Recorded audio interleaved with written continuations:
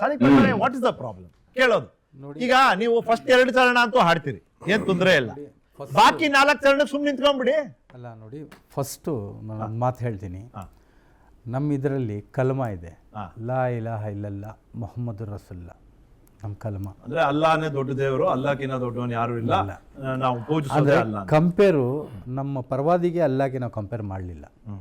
33 ಕೋಟಿ ಭಗವಂತರು ನಮ್ಮ ಹಿಂದೂ ಬಾಂಧವ್ರಿಗೆ ಇದ್ದಾರೆ, ನಮಗೆ ಒಬ್ಬನೇ ಅಲ್ಲ. ಅವ್ರು ಹಿಂದೂಗಳಿದಾರಲ್ಲ, ಅವ್ರು ನೀವು ಅಲ್ಲಾನು ತಗೋತಿರ್ಬೇಕಾದ್ರೆ 33 ಕೋಟಿ ಒಂದಾಗತ್ತೆ. ನಾನು ಹೇಳ್ತೀನಿ, ಯೇಸುನು ತಗೊಂಡ್ಬಿಡ್ತಾರ್ಬೇಕಾದ್ರೆ 33 ಕೋಟಿ ನಾವು ತಗೊಳ್ಳಲ್ಲ. ಅಲ್ಲ ನಾ ಹೇಳ್ತಾ ಇರೋದು, ನಾವು ರೆಸ್ಪೆಕ್ಟ್ ಮಾಡ್ತೀವಿ, ಪೂಜೆ ಮಾಡಲ್ಲ ನಾವು. ನಮ್ಮ ಇದು ರೆಸ್ಪೆಕ್ಟ್ ನಾವು ಮಾಡ್ತೀವಿ, ಬೇರೆ ಅದೇ ಮಾಡೋದು ಅಲ್ಲಲ್ಲ, ನಾವು ಪೂಜೆ ಮಾಡಲ್ಲ. ದಿನಕ್ಕೆ 5 ಸತಿ ಅಲ್ಲಾಹ್ ಅಕ್ಬರ್ ಅಂತಿರಲ್ಲ, ಅವಾಗ ಅವ್ರು ಅದೇ ಮಾಡೋದು ಹಿಂದೂಗಳು. ಅವರು ರೆಸ್ಪೆಕ್ಟೇ ಮಾಡೋದು ನಿಮ್ನ. ಅವರೇ ಈ ಗಣೇಶನ್ ದೇವಸ್ಥಾನದ ಪಕ್ಕ ನೀವು ಸ್ಪೀಕರ್ ಹಾಕೊಂಡು ಹೇಳ್ತೀರಪ್ಪ ಅಲ್ಲನ್ಕಿನ್ನ ದೊಡ್ಡ ದೇವ್ರು ಯಾರು ಇಲ್ಲ ಅಂತ. ಗಣೇಶನ್ ದೇವಸ್ಥಾನ ಕೈ ಮುಗಿತಾನೆ, ಅವನೇ ತಲೆ ಕೆಡ್ಸ್ಕೊಳ್ಳಲ್ಲ. ಕೇಳ್ತಾ ಇದ್ದೀವಿ, ಅದನ್ನು ರೆಸ್ಪೆಕ್ಟ್ ಮಾಡ್ತೀವಿ, ಏನ್ ಬಾಯಿನಿಂದ ಹೇಳಲ್ಲ ನಾವು. ತಾವು ಇನ್ನೊಂದು ಮಾತು ಏನಂದ್ರೆ ನೋಡಿ, ಈ ನಮಗೆ ಇದೆ ಸಾರೆ ಜಹಾಂ ಸೆ ಅಚ್ಚಾ ಹಿಂದೂಸ್ತಾನ್ ಹಮಾರ, ಜನಗಣಮನ ಇದೆ, ಒಂದೇ ಮಾತ್ರ ಇದೆ ನಮ್ಮ ಹಿಂದೂ ಬಾಂಧವರಿಗೆ. ಅವರು ಹೇಳಿ, ನಮಗೇನು ಅಭ್ಯಾಸ ಇದಿಲ್ಲ, ನಮಗೆ ಅಬ್ಜೆಕ್ಷನ್ ನಾವು ಮಾಡಲ್ಲ. ಆದರೆ ನಮ್ಮ ಮೇಲೆ ಕಡ್ಡಾಯ ಮಾಡಬೇಡಿ. ಮುಸಲ್ಮಾನರಿಗೆ ನೋಡಿ, ಕಾನೂನು ಮಾಡಿರ್ಬೋದು, ನೀವು ಓದಿ ಇಲ್ಲ ಅಂದರೆ ರೆಸ್ಪೆಕ್ಟ್ ರೋಡ್ ನಿಂತ್ಕೊಳ್ಳಿ ಅಂತ ಇರ್ಬೋದು. ಆದರೆ ಇದು ತಗೊಂಡು ಎಲ್ಲ ಮದ್ರಸಾಗಳಲ್ಲಿ ಹೋಗೋದು, ಮಸೀದಿನಲ್ಲಿ ಹೋಗೋದು, ಅಲ್ಲಿ ಹೋಗೋದು, ಇದ್ದಾರಲ್ಲ ಕೆಲವು ಜನ ಇದ್ದಾರಲ್ಲ, ಅವರು ಒಂದೇ ಮಾತ್ರಮೂ ನೀವು ಹೇಳಲೇಬೇಕು, ನೀವು ಓದಲೇಬೇಕು, ನೀವು ಮಾಡಲೇಬೇಕಂದ್ರೆ ಅದು ಬಲವಂತ ನಮ್ಮ ಮೇಲೆ ಮಾಡಬಾರ್ದು. ಇನ್ನೊಂದು ನೋಡಿ, ಆನಂದ್ ಮಟ್ಟು ಒಂದು ಇದು ಬೆಂಗಾಲ್ನಲ್ಲಿ ಒಂದು ಇದು ಇಶ್ಯೂ ನಡೆದಿದ್ದು, ಇದರಲ್ಲಿ ಎಲ್ಲ ಫುಲ್ ಹೋದ್ರೆ ಮುಸಲ್ಮಾನ್ ಚಂದ್ರ ಚಾಟರ್ಜಿ ಅವರ ಪುಸ್ತಕ ಇದೆ ನೋಡಿ, ಅದರಲ್ಲಿ ಸನ್ಯಾಸಿಗಳು ಮುಸ್ಲಿಂ ರಾಜರ ಮೇಲೆ ದಾಳಿ ಮಾಡ್ತಾರೆ, ಹೋರಾಟ ಮಾಡ್ತಾರೆ. ಮುಸಲ್ಮಾನರಿಗೆ ಹೆಂಗೆ ಮಾಡಬೇಕು, ಅದರಿಂದ ಒಂದು ಚಾಪ್ಟರ್ ನೋಡಿ, ಅಂತ ಪುಸ್ತಕ, ಅಂತ ಕಾದಂಬರಿಯ ಭಾಗವಾದ ಈ ಹಾಡು, ಆ ಕಾದಂಬರಿನಲ್ಲಿ ಎಲ್ಲ ಕಾದಂಬರಿನಲ್ಲಿ ಏನಿದೆ, ನಾವು ಭಾರತೀಯರು ಈ ದೇಶಕ್ಕೆ ಪ್ರಾಣ ಕೊಟ್ಟಿರೋ ಜನ, ಅಂತ ಜನಗೆ ನಾವು ನೋಡಿ, ನಾವು ಎಲ್ಲ ಒಂದೇ ಅಂತ ಜನಗೆ ಆ ಪುಸ್ತಕದಲ್ಲಿ, ಇದರಲ್ಲಿ ಮುಸಲ್ಮಾನರಿಗೆ ಹಿಂಗ್ ಮಾಡ್ಬೇಕು, ಆ ರಾಜ್ಯಗಳಿಗೆ ಹಂಗ್ ಮಾಡ್ಬೇಕು, ಹಿಂಗ್ ಮಾಡ್ಬೇಕು, ಎಲ್ಲ ಇರೋದೆಲ್ಲ ನಾಶ ಮಾಡ್ಬೇಕಂತ ಇರೋದು ಅದರಲ್ಲಿ. ಅದು ನಾವು ಓದ್ಬೇಕಾ? ಭೂಮಿಗೆ ನಾವು ಯಾವತ್ತು ನೋಡಿ, ಯಾವತ್ತು ಭೂಮಿಗೆ ದೇವರು ಹೇಳಲ್ಲ ನಾವು. ಬರಲೇಬೇಕು ನೋಡಿ. ಸೋನಿಯಾ ಗಾಂಧಿ ಅವರ ಕೈ ಸನ್ನೆ ನೋಡಿ, ಅಡಾಡ ಕಾರ್ಯಪ್ಪ ಅವರು ಕೇಳ್ತೀನಿ, ಸೋನಿಯಾ ಗಾಂಧಿ ಅವರ ಕೈ ಸನ್ನೆಯನ್ನ ತಾವು ನೋಡಿದಿರಿ ಅಂತ ಭಾವಿಸಿ ಪ್ರಶ್ನೆ ಕೇಳ್ತಿದ್ದೀನಿ. ನಿಮ್ಮ ಒಂದು ಅನಾಲಿಸಿಸ್, ಬಾಡಿ ಲ್ಯಾಂಗ್ವೇಜ್ ಅಂತಾರೆ, ಹ್ಯಾಂಡ್ ಸಿಗ್ನಲ್ ಆರ್ ಸಿಂಬಲ್, ಇದ್ರ ಬಗ್ಗೆ ನೀವೇನ್ ಹೇಳ್ತೀರಿ? ಈಗ ನಾನೊಬ್ಬ ನಾಟಕಕಾರನಾಗಿ ನನಗೆ ಬಾಡಿ ಸಿಂಬಲ್ ಅರ್ಥ ಆಗತ್ತೆ. ಅವರು ಕುರ್ಚಿ ತಂದು ಕೂರಿಸಿ ಅಂತ ಹೇಳುವ ಆ ಮುಖಭಾವ ಅದು ಬೇರೆ ಇರ್ತದೆ. ನೋಡಿಯಪ್ಪ, ಕುರ್ಚಿ ತಂದು ಕೂರಿಸಿ ಅಂತ ಅವರ ಮುಖದಲ್ಲಿದ್ದ ನಿಲ್ಸಿ ಅಂತ 2-3 ಬಾರಿ ಹಾಡ್ತಿದ್ದವರಿಗೆ ಕೈ ತೋರಿಸಿದ್ದು, ಮತ್ತೆ ಹಿಂದೆ ಒಬ್ಬರನ್ನ ಕರೆದು ನೋಡಿ ಆ ಹಾಡನ್ನ ನಿಲ್ಸಲಿಕ್ಕೆ ಹೇಳಿ ಅಂತ ಹೇಳಿದ್ರು. ಯಾರಿಗಾದರೂ ಅರ್ಥ ಆಗತ್ತೆ.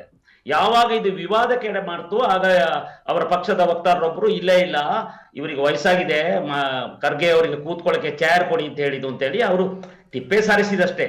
ಅಂದ್ರೆ ಮುಖ್ಯ ವಿಚಾರ ಅಂದ್ರೆ, ಒಂದು ಸರ್ಕಾರ ಒಂದು ನಿರ್ಧಾರವನ್ನು ತಗೊಂಡಾಗ ಅದನ್ನ ವಿರೋಧಿಸಲೇಬೇಕು ಅಂತ ಹೊರಡುವುದು ಅವರ ಸಂಪ್ರದಾಯ ಆಗಿದೆ ಈಗ.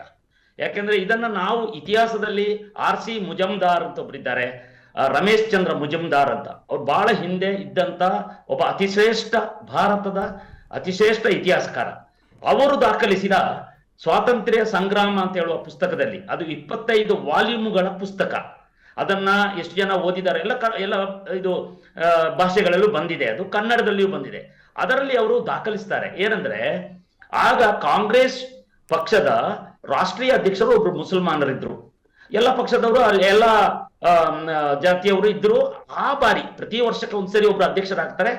ಅಲ್ಲಿ ಮೊದಲ ಬಾರಿಗೆ ಇದಕ್ಕೆ ಆಕ್ಷೇಪ ವ್ಯಕ್ತವಾಗಿದ್ದು, ಆ ಹಾಡಲಿಕ್ಕೆ ಬಂದಂತ ಹಾಡುಗಾರನನ್ನ ನೀನು ಹಾಡಬೇಡ ಅಂತ ಹೇಳಿದ್ರು. ಆದರೆ ಅವರು ಅದನ್ನು ನಿರಾಕರಿಸಿದ್ರು. ಇಲ್ಲ, ನಾನು ಇದು ರಾಷ್ಟ್ರೀಯ, ಇದನ್ನ ಹಾಡೇ ಹಾಡ್ತೀನಿ ಅಂತ ಅಲ್ಲಿ ಹಾಡಿದಾಗ ರಾಷ್ಟ್ರೀಯ ಅಧ್ಯಕ್ಷರೇ ಸಭೆಯಿಂದ ಎದ್ದು ಹೋದ್ರು. ಇದು ಇತಿಹಾಸ. ಅಲ್ಲಿಂದ ಯಾವಾಗ ಇದು ಮುಸ್ಲಿಮರಿಗೆ ಇದು ಇಷ್ಟವಾಗ್ತಿಲ್ಲ ಅಂತ ಗೊತ್ತಾಯ್ತು, ಕಾಂಗ್ರೆಸ್ ಅದನ್ನ ತುಂಡರಿಸಿತು. ಹಾಡನೆ ಬೇಡ ಅಂತ ಹೇಳಿತ್ತು, ಅದನ್ನ ಕೊನೆಗೂ ಕಷ್ಟದಲ್ಲಿ ತುಂಡರಿಸಿತು. ಅದ್ರ ಇಷ್ಟ ಇಲ್ಲ ಅವರಿಗೆ. ಅಂದ್ರೆ ರಾಷ್ಟ್ರಭಕ್ತಿಯನ್ನು ಯಾರಿಗೂ ಕಲಿಸಬೇಕಾಗಿಲ್ಲ ನಿಜ, ಆದ್ರೆ ರಾಷ್ಟ್ರಭಕ್ತಿ ಅಂದ್ರೆ ಏನು? ಕಾಂಗ್ರೆಸ್ದೇ ರಾಷ್ಟ್ರಭಕ್ತಿನ ಅಥವಾ ರಾಷ್ಟ್ರಭಕ್ತಿಗೆ ಇನ್ನೊಂದು ವ್ಯಾಪ್ತಿ ಇಲ್ವಾ? ನೋಡಿ, ಈಗ ದೂರದರ್ಶನದಲ್ಲಿ ಸತ್ಯಂ ಶಿವಂ ಸುಂದರಂ ಅಂತ ಒಂದು ವಾಕ್ಯ ಇತ್ತು. ಮುಸ್ಲಿಮರಿಗೆ ಬೇಸರ ಆಗ್ತದೆ ಅದನ್ನ ತೆಗೆದ್ರು. ಈ ರಾಷ್ಟ್ರದಲ್ಲಿ ಒಮ್ಮೆ ನಾವು ಮುಸ್ಲಿಮರಿಗಾಗಿ, ಮುಸ್ಲಿಮರೇ ಕೇಳಿಕೊಂಡಿದ್ದು, ಮುಸ್ಲಿಂ ಲೀಗೇ ಕೇಳಿಕೊಂಡಿದ್ದು, ನಮ್ಮ ಜನಾಂಗಕ್ಕೆ ಈ ಹಿಂದೂಗಳ ಜೊತೆಲಿ ಇರ್ಲಿಕ್ಕೆ ಆಗೋದಿಲ್ಲ. ಹಿಂದೂಗಳು ನಮ್ಮ ದೇವರನ್ನು ಪೂಜಿಸದವರು, ನಾವು ಏಕದೇವ ಇದನ್ನ ಒಪ್ಪಬೇಕು ಅಂತ ನೀವ್ ಹೇಳ್ತಿರೋದು. ಇಲ್ಲಿ ಯಾರಿದ್ರು ಇದನ್ನ ಒಪ್ಪಿಯೇ ಉಳಿದಿದ್ದಾರೆ ಇಲ್ಲಿ ಅಂತ. ಕೇಳಿ, ಬೇರೆ ರಾಷ್ಟ್ರ ಕೊಡಿ ಅಂತ ಅವರು ಕೇಳಿದಕ್ಕೆ ಭಾರತ ವಿಭಾಗ ಆಗಿದ್ದು. ನಮ್ಮ ಸಂಸ್ಕೃತಿ ಬೇರೆ, ನಮ್ಮ ಭಾಷೆ ಬೇರೆ, ನೀವೇ ಬೇರೆ ನಾವೇ ಬೇರೆ ಅಂತ ಹೇಳಿದಕ್ಕೆ ಕೊಟ್ಟಿದ್ದು. ಅದಕ್ಕೆ ಜಿನ್ನಾ ಅಲ್ಲಿ ಹೇಳಿದ್ದಾರೆ ಏನಂದ್ರೆ, ನಾನ್ ನಗ್ತಾ ಪಾಕಿಸ್ತಾನ ತಕೊಂಡಿದ್ದೀನಿ, ನೀವು ಹೋರಾಡ್ತಾ ಈ ಭಾರತವನ್ನು ಇನ್ನೊಂದು ಮುಸ್ಲಿಂ ರಾಷ್ಟ್ರ ಮಾಡಿ ಅಂತ ಅವ್ರು ಹೇಳಿರೋದು ದಾಖಲೆಯಲ್ಲಿದೆ. ಹಾಗಾಗಿ ಇಲ್ಲಿರುವ ಮುಸಲ್ಮಾನರ ಮಾನಸಿಕತೆಯನ್ನ ಬದಲು ಮಾಡ್ಲಿಕ್ಕೆ ಯಾರಿಂದಲೂ ಸಾಧ್ಯ ಇಲ್ಲ. ಅವರಿಗೆ ಇದೊಂದೇ ಅಲ್ಲ, ಎಲ್ಲ ವಿಚಾರಗಳಲ್ಲೂ ಮೋದಿಯನ್ನ ವಿರೋಧ ಮಾಡುವುದೇ ಈಗ ಅವರ ಏಕ ಸೂತ್ರ ಆಗಿದೆ. ಅವರೇ, ನಿಜವಾಗ್ಲೂ ಭಾರತೀಯ ಮುಸಲ್ಮಾನರಿಗೆ ಒಂದು ಸಂದೇಶವನ್ನ ಕೊಡೋ ಅಂತ ಮುಕ್ತ ಅವಕಾಶ ಇಲ್ಲಿದೆ. ಹಾಡು ಅನ್ನೋದ್ರ ಬಗ್ಗೆ ಕಡ್ಡಾಯ ಇಲ್ಲ, ಅಲ್ಲಲ್ಲ, ಹಾಡ್ಬೇಕಾಗಿಲ್ಲ. ಯಾರೋ ಒಬ್ರು ಹಾಡ್ಬೇಕಾದ್ರೆ ಸುಮ್ಮನೆ ನಿಂತ್ಕೊಂಡು ಗೌರವ ಸಲ್ಲಿಸೋದ್ರಲ್ಲಿ ಯಾವುದೇ ನಷ್ಟನೂ ಇಲ್ಲ.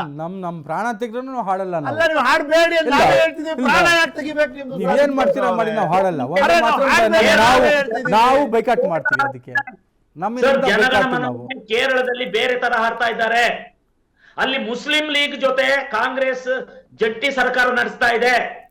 ಪಾಕಿಸ್ತಾನವನ್ನು ಕೇಳಿರುವ ಮುಸ್ಲಿಂ ಲೀಗ್ ಭಾರತದಲ್ಲಿ ಇನ್ನೂ ಜೀವಂತ ಇದೆ. ಇದು ಹಿಂದೂ ಮುಸ್ಲಿಂ ಪ್ರಶ್ನೆ ಅಲ್ಲ, ಮುಸಲ್ಮಾನರ ಮಾನಸಿಕತೆ. ಇದು ಮುಸ್ಲಿಂ ರಾಷ್ಟ್ರ ಮಾಡ್ಲಿಕ್ಕೆ ಅವರಲ್ಲಿರುವ ಈ ಮನಸ್ಥಿತಿ. ಭಾರತೀಯ ಮುಸ್ಲಿಂ ಡೋಂಗಿ ಇದೆಯಲ್ಲ, ಅದನ್ನು ಮಸ್ತು ನಿಲ್ಲಿಸಲಿ. ಆ ಡೋಂಗಿಯನ್ನ ಕೇಳಿ ಸಾಕಾಗಿದೆ ನಮಗೆ. ಅಲ್ಲ ಅಡ್ಡ ಕಾರ್ಯಪ್ಪ ಅವರೇ, ನನಗೆ ನಿಮ್ಮ ಆತಂಕ, ಆವೇಶ ಅರ್ಥ ಮಾಡ್ಕೊಳ್ಳಿಕ್ ಸ್ವಲ್ಪ ಟೈಮ್ ಬೇಕು. ಅದನ್ನ ಕೇಳ್ತಿರೋದು 20 ಕೋಟಿ ಜನಸಂಖ್ಯೆ ಇರೋನ್ನ ಬಿಟ್ಬಿಡಿ ಡೋಂಗಿ ಅಂದ್ರೆ ನಾವೇನ್ ಕಣ್ಣು ಮುಚ್ಕೊಂಡ್ರೆ ಮಾಯ ಆಗ್ತಾರ? ಇದ್ದೇ ಇದಾರಪ್ಪ, ಅವ್ರ ಜೊತೆ ಹೇಗೆ ನಾವು ಅವ್ರನ್ನ ಹೇಗೆ ನಾವು ಅಂದ್ರೆ ಸಮಾಜವಾಗಿ ಒಂದಾಗೋದು ಹೇಗೆ ಅನ್ನೋದ್ರ ಬಗ್ಗೆ ನಾವು ಚಿಂತೆ ಮಾಡ್ಬೇಕು. ಆ ರೀತಿಯಲ್ಲ ನಮ್ ಚರ್ಚೆ ನಡೀಲಿ ಅಂತ ನಮ್ಮ ಉದ್ದೇಶ.